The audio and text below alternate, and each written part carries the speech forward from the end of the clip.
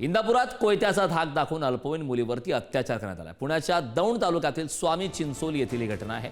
पुणे सोलापूर महामार्गावर स्वामी चिंचोली हद्दीत हा संपूर्ण प्रकार घडलाय। स्वामी चिंचोली हद्दीत पुण्याहून सोलापूरकडे जाणारे एक खाजगी वाहन चहा पिण्यासाठी एका टपरीवर थांबलं होतं। याच वेळेस दोन युवक त्या ठिकाणी आले आणि त्यांनी कोयत्याचा धाक दाखवून जबरदस्तीने त्यांच्या अंगावरील सोन्याचे दागिने काढून घेतले। यासोबतच एका अल्पवयीन मुलीवर अत्याचार केल्याची धक्कादायक घटना सुद्धा घडली।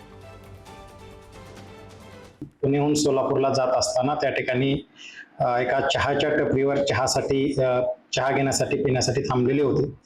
त्यावेळेस एका वाहनावरून दोन त्या ठिकाणी युवक येऊन त्यांच्यावर जबरदस्तीने कोयता दाखवून त्यांच्या अंगातलं जे ज्वेलरी आहे त्यांनी ते जबरदस्तीने हिसकावून घेतलेलं आहे। त्यामधील एक 17 वर्षाची जी मुलगी आहे तिला धमकावून त्यांनी त्या चहाच्या टपरीच्या पाठीमागे घेऊन जाऊन तिच्यावर अतिप्रसंग करण्याचा त्यांनी प्रयत्न केलेला आहे। या अनुषंगाने दौंड पोलीस स्टेशन येथे गुन्हा दाखल असून सध्या या गुन्ह्याचा पुढील तपास सुरू आहे।